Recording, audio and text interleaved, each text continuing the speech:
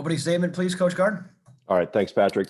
Obviously, excited about last night, but know that we had to put it quickly behind us.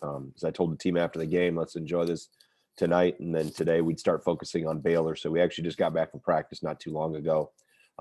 Had a short workout and went over some scouting report and film and then onto the practice court for about an hour to prepare for Baylor. Obviously a terrific team that poses a lot of challenges. They've obviously been playing at a high level all year, got terrific players. The backcourt is phenomenal.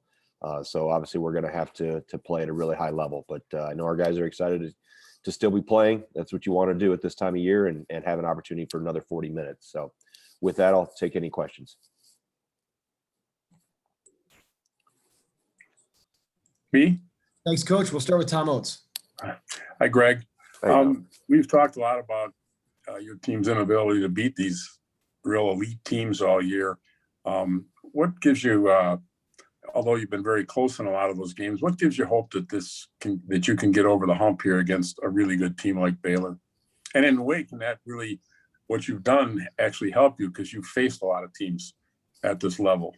Right. Yeah, I think the thing is what we saw last night of playing a 40 minutes at a high level and playing a complete game and against the really, the best that we obviously have a handful in our league.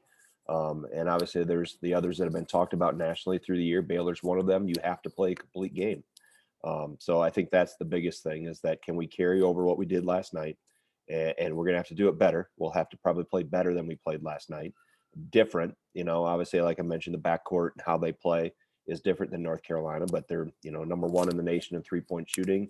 They're fourth in the nation in offensive rebounding. So that obviously if you are good at those stats or near the top and in some of those scoring and rebounding and defensive things, you're going to be one of the better teams in the country. So that's what we'll focus on to try to play a really complete 40 minutes. Steve, you're up next.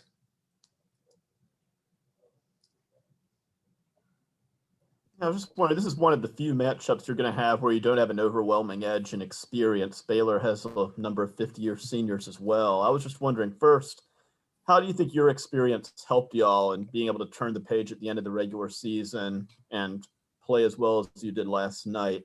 And also just what stands out when you look at Baylor, how their experience kind of helps them out?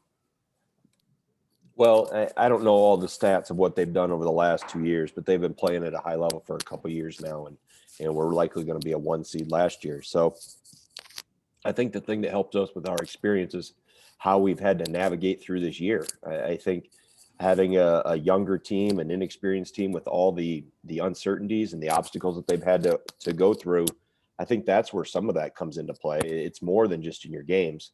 So, it's going to be, there's not many of them left, not many of us left. And after tomorrow, there's going to be even less as we pare this down. So I think you have to draw on everything that can be your advantage. I think hopefully our experience can play into it, but like you mentioned, they've got it as well.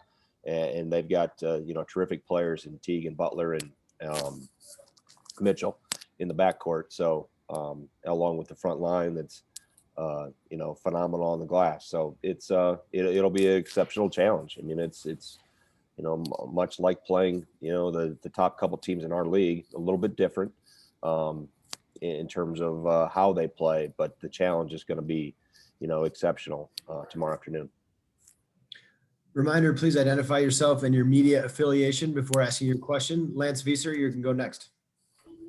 Lance Vieser, WKOW TV. Greg, when you look at them defensively, obviously they play a little bit differently. So what kind of challenges does that present, the way they play defense? Yeah, I mean, they obviously put a lot of pressure on you in the half court. They can switch a lot of things. They're pretty mobile and interchangeable. And when they go a little smaller and put Vital at the 5, they get even more mobile. So I think that's the one challenge is handling that pressure, be able to counter and run your offense against it. And making sure you're getting, the type of shots you want to get. So I think that's the one thing that jumps out about them defensively. Just, they really try to minimize your ability to change sides of the floor. They force you baseline. We don't see a lot of teams that do that. That's kind of become a trend with them. They've changed actually since the last time we played them. I believe in Kansas City. And prior to that, in the NCAA tournament in 14 or 15, I'm not sure which year. I think it was 14, but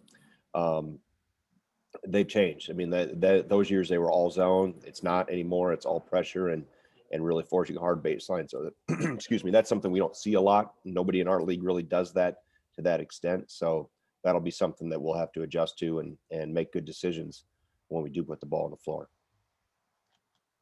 Jeff Patrikas. Yeah, Jeff Patrikas from the Milwaukee Journal-Sentinel. Greg, not to dismiss what their front court can do, but you mentioned their guards, Butler, Teague, and Mitchell. In what areas do they affect the game that you've seen on tape? Well, they can all score it from every level. I mean, they're all shooting it well from three. They all handle it well. They put them in different positions, yet the same position around the court. They're all interchangeable. I think that's the biggest thing is, they just take turns. Obviously, Mitchell runs most of the show, but Butler and Teague step in. Teague's obviously a phenomenal scorer. Butler does his as well. He's an exceptional player. So I think just having that many guys that are playing at that high level of players really challenge you. You can zero in on one, maybe two, but you have those three guys, and then you bring Flagler off the bench. You bring Meyer off the bench. So Meyer's a little different. He's a little taller and different than the other four. But, that I think just the ability they can all drive it. They all shoot the three really well. I think Mitchell and not Teague. I'm missing another name. Help me out, guys. Butler are averaging about 5 assists a game. So, that tells you, and you watch them play, how they move the ball and it pops and driving and kicking. And like I said, they're obviously with three guards like that, they play at a high level. Thanks for the assist, Lance Vieser. Jim Polzine, go ahead. Jim Polzine, Wisconsin State Journal. Greg, when you have when you're preparing for a team this good with a one-day prep, what is the key there? How do you get your players enough information without overloading them? You rely on principles. It'll be a principle game in terms of how we've built our defense, in terms of our rules, and obviously being good in transition will be important. Thought we were pretty good in it last night. We'll have to be, probably even better tomorrow night or tomorrow afternoon. But it's whenever there's a short turnaround, or if there's a team that runs a lot of exotic stuff, they're pretty simplistic and do those things really well. You rely on your principles and making sure you're adhering to your rules, because in one day you aren't going to recreate something. You're relying on habits that you've tried to hopefully build throughout the year. Follow up from Jeff Patrikas. Jeff Patrikas, Milwaukee Journal-Sentinel. Greg, we talked a lot about your guard play yesterday, but I'm just curious, when you look at what Potter, Reavers, and Ford gave you collectively, how did they help you win that game last night? Well, obviously, I think the ability to control the paint, obviously the focus on North Carolina's bigs was important. Not only from the rebounding aspect, but I was concerned about the scoring aspect. And that's why we went with the post double early in the game and to try to disrupt some of that. And I thought that helped. We took it off in the second half when we got caught in transition a couple times and tried to do it, and we shouldn't have doubled at that time. But I thought we controlled the paint for the most part, and obviously did a good job on the paint on the glass as well. Are there any further questions for Greg Gard? Okay, thank you, Coach. We have Aleem Ford standing by. Thanks, Coach. Is he jumping on this one? Yep, you can just leave it. You can just leave it as it is.